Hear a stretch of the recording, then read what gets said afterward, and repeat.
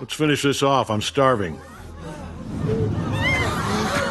Welcome to Watch Mojo, and today we're counting down our picks for the most gruesome and gut-wrenching scenes in Invincible. A spoiler alert is in effect. Stay away from my children, Lucan. Number 20, Titan vs. Henchman. That actually hurts. He's a devoted father and maybe even a good guy deep down, but he can also absolutely destroy a group of opponents when he needs to. While working for Machine Head, Titan takes on a warehouse full of guys employed by a rival crime boss, Mr. Liu. Kill him!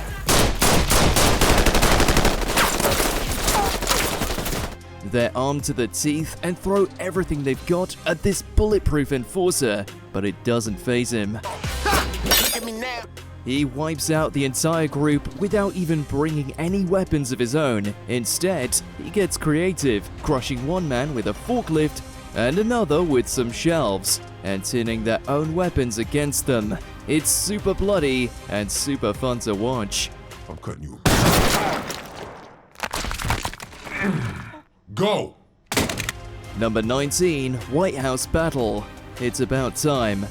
The show's first major action sequence is also probably the most optimistic, capturing the fun of an old-school Saturday morning cartoon. That's not to say the sequence doesn't pack a powerful punch. The attack catches us off guard as two Secret Service agents make casual small talk, only to be interrupted by the Mauler twins. We were supposed to be inside. The White House is heavily armed, showing that this sort of thing is commonplace, but the Maulers have come well equipped. Steve gets in one good shot before one half of the villainous pair prepares to smash him. Fortunately, the Guardians of the Globe show up just in time, receiving additional backup from Omni-Man.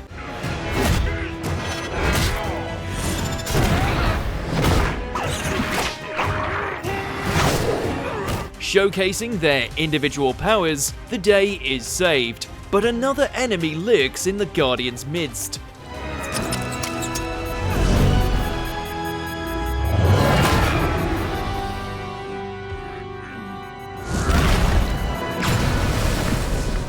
Number 18, Don't Mess with Monster Girl. Who you callin' ugly? Monster Girl. Look at her, she's adorable! It's highly satisfying seeing Rexplode get his ass kicked. The fact that a little girl rips him apart only makes the karma more satisfying.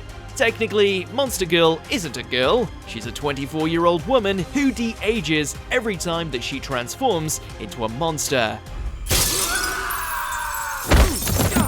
That said, the monster part of her name is all too accurate, which Rex learns the hard way. Even after Monster Girl demonstrates her powers, Rex thinks with everything other than his head. Is this okay? He asked for it. It isn't until Invincible intervenes that Monster Girl and Rex decide to make nice. Invincible might not be a satire, but when it wants to be, it can be one of the funniest superhero shows while also being among the most violent. Invincible hit that little girl! Oh, Number 17, Rick Sheridan Becomes a Cyborg. You look kinda dead. guys, the police are on their way. Where the hell did you go?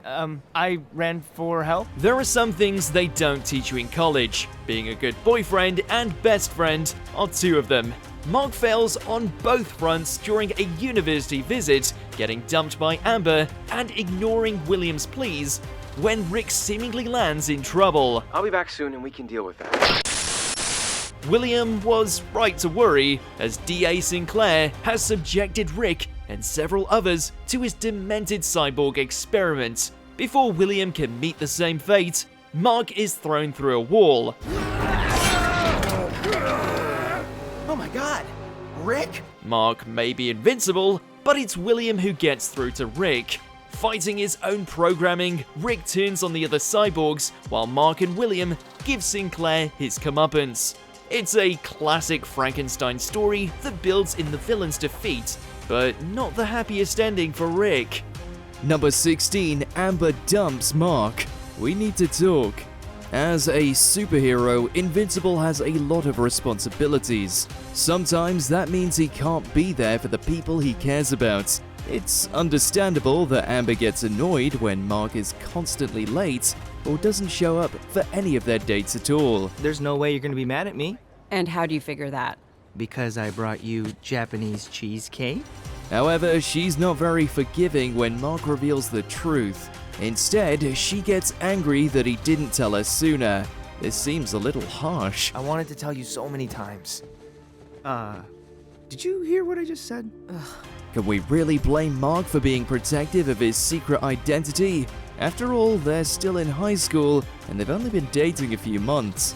Mark has been through a lot during that time, but the way Amber rips his heart out is one of the most brutal punishments he's taken so far.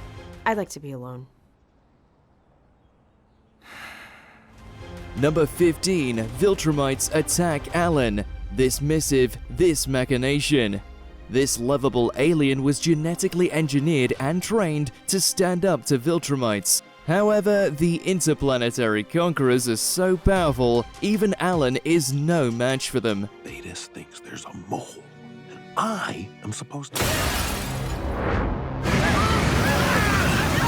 When three of them attack, demanding information about Nolan and Mark, Allen has no chance against them.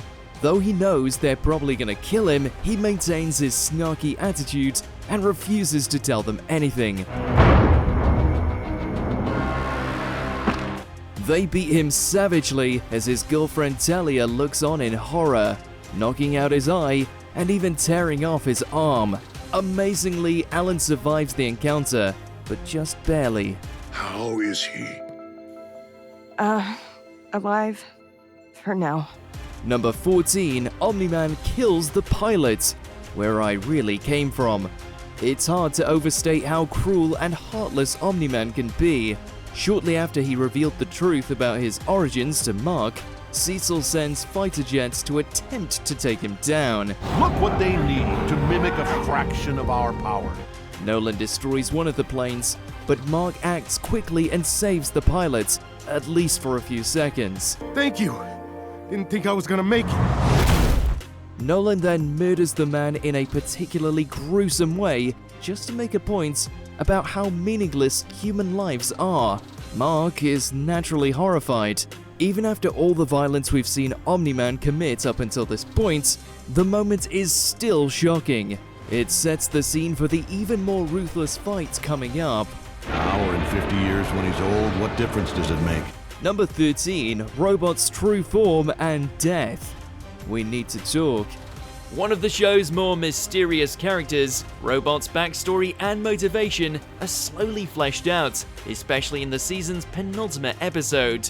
Gentlemen. Oh, what is that? The Maulers are surprised and disgusted to find that Robot is controlled by the deformed Rudy Connors. They create a clone of Rexplode for Rudy and insert a copy of Rudy's mind into the new body.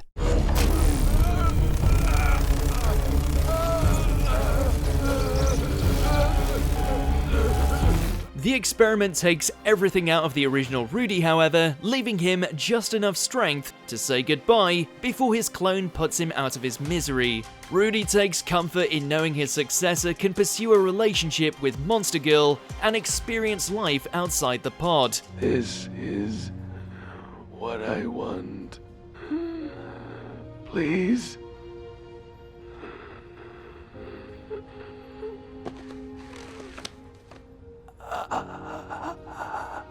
It's a bittersweet farewell that gives new Rudy a fresh start. What he'll do with it is where things could get messy.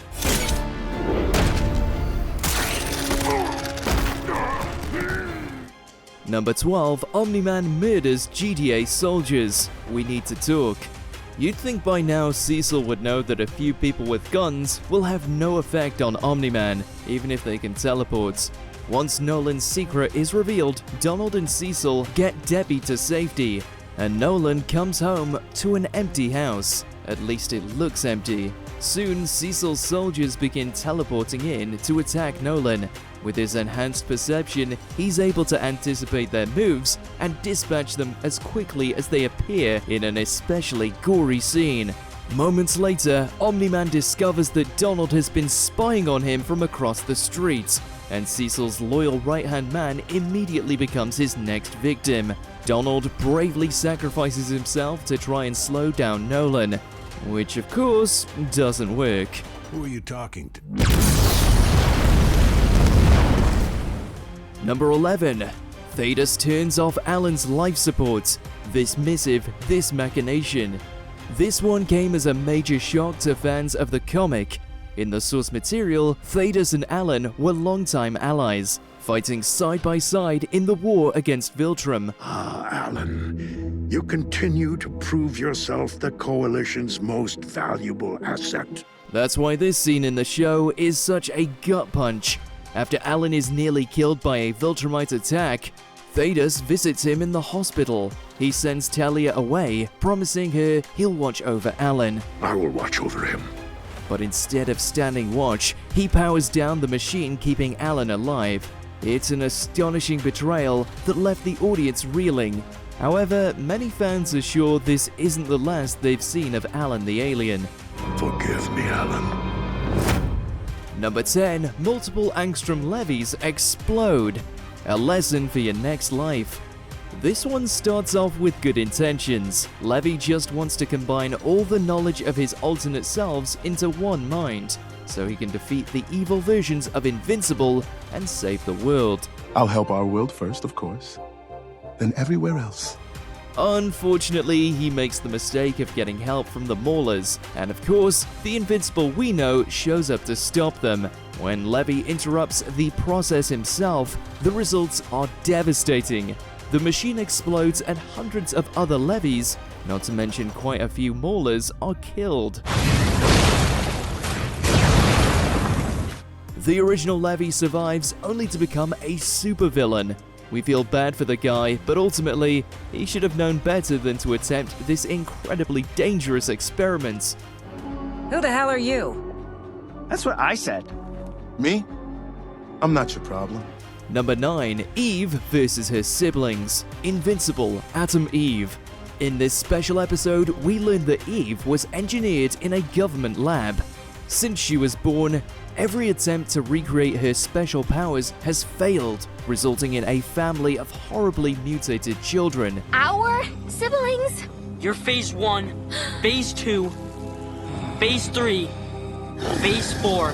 When they're released from their tubes and attack, the outcome is as sad as it is sickening. The kids' unstable bodies disintegrate as they fight, yet they're driven by jealousy and rage to defeat Eve.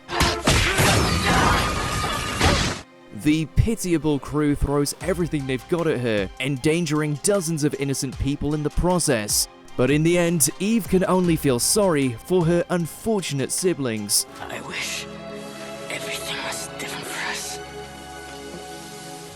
Number 8. The Exorcism of Damian Darkblood. Neil Armstrong, eat your heart out. You can come out. I'm not hiding. Cecil. A bit like a cross between Hellboy, John Constantine, and Rorschach, Damian Darkblood is a demon who solves crimes to keep himself out of the bad place. After the Guardians of the Globe meet their demise, Darkblood immediately becomes suspicious of the lone survivor, Omni-Man. Didn't kill Guardians. Didn't try to kill Nolan. I know. Darkblood isn't the only one, but Cecil feels it would be reckless to pursue Nolan without more information first. So when Darkblood gets just a little too involved in the case, Cecil doesn't hesitate to remove the demon from the picture. Never thought you'd be the one to protect him. Although Darkblood accepts his fate, it's still rough watching chains rise up and pull him back down into the underworld.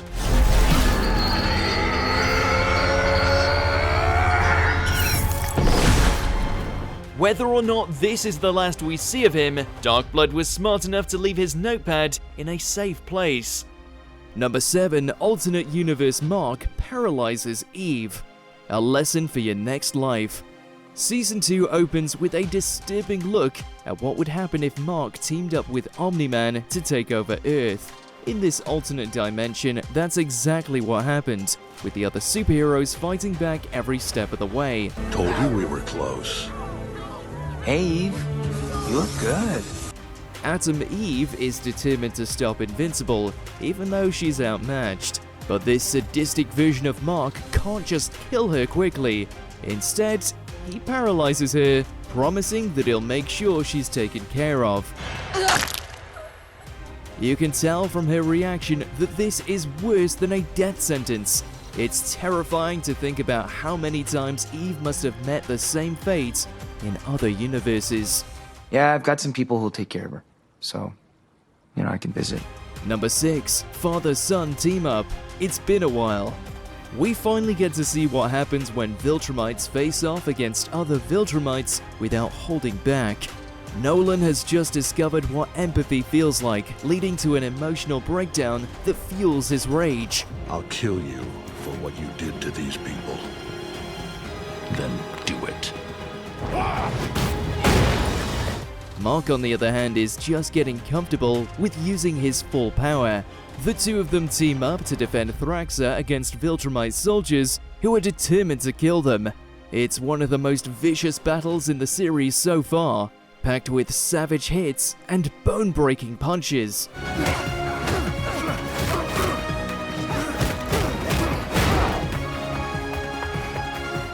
The action happens so fast that it starts to resemble the panels of a comic book in a pretty cool homage to its source material. Number 5. Immortal Returns. We need to talk. As Nolan seeks out Mark, Cecil throws every obstacle in his arsenal at Omni-Man, only mildly inconveniencing him at most. Cecil breaks out the big guns with a kaiju, which still stands little chance against Omni-Man, especially once Invincible joins the fight.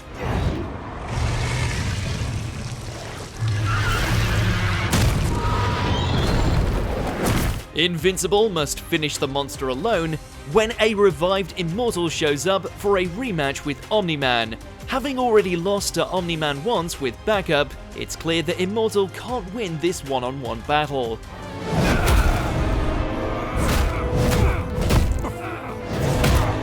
He's too blinded by hate and betrayal to think about anything but crushing Omni-Man though. The two engage in a Dragon Ball-esque showdown that ends in a gut punch.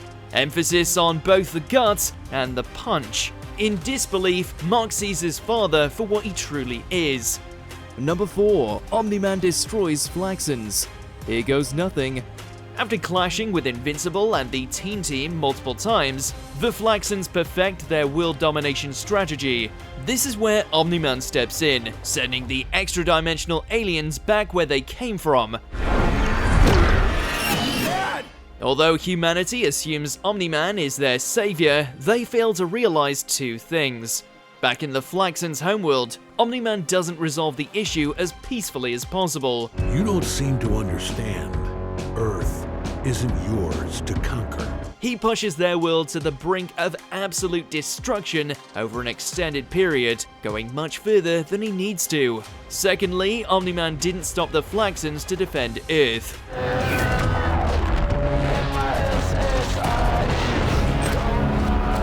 He did it so there would be something left for his own people to conquer. Upon returning home, Omni-Man looks less like somebody who's destroyed entire cities and more like somebody who had a rigorous workout.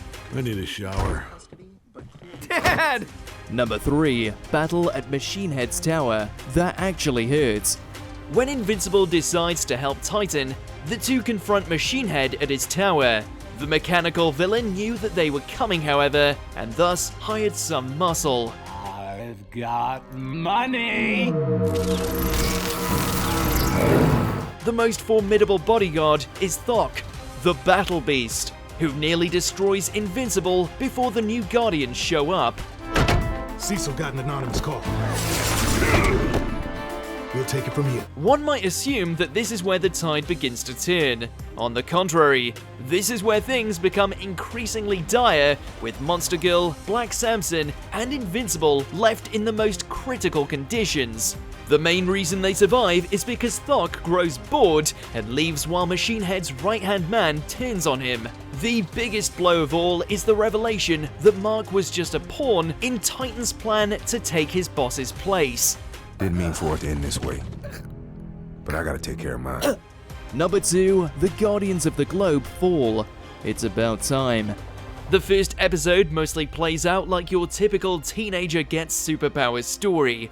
The audience can sense something darker underneath the surface though, especially when it comes to Nolan. Omni-Man shows his true colors in the final scene, where he lures the Guardians to their headquarters.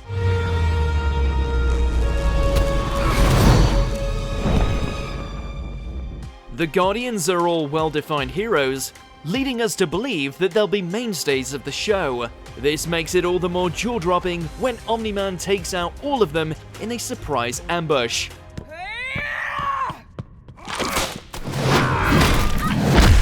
Some go down more easily than others, but in a matter of minutes, Omni-Man is the last one breathing. The animation oozes with graphic detail, leaving the audience intimidated yet eager to watch the next episode. Why? Why? Before we continue, be sure to subscribe to our channel and ring the bell to get notified about our latest videos. You have the option to be notified for occasional videos or all of them. If you're on your phone, make sure you go into your settings and switch on notifications. Number 1, a father-son moment, where I really come from. This isn't how I wanted to do this, but I don't have a choice. It's time for you to know where I really come from. The moment that the whole season had been building up towards, Nolan tells Mark why he's really on Earth. When Mark refuses to join him, Nolan attempts to beat his son into submission. He destroys part of Chicago and takes numerous innocent lives just to get his argument across. How could you do this? That was your fault. Your stubbornness against the inevitable killed those people. As disturbing as this imagery is, hearing Nolan call Debbie a pet and imply that Mark is replaceable stings just as much. Please. Even as Nolan turns his face into tomato soup, Mark would rather die by his father's fist than turn his back on Earth. Nolan is ready to finish Mark before recalling a memory from his childhood. Pulling back, Omni-Man abandons his son and Earth, suggesting there may be some humanity in the Viltrumite. The damage is done, however. Which brutal moment was the hardest for you to watch? Let us know in those comments below. Did you enjoy this video? Check out these other clips from WatchMojo and be sure to subscribe and ring the bell to be notified about our latest videos.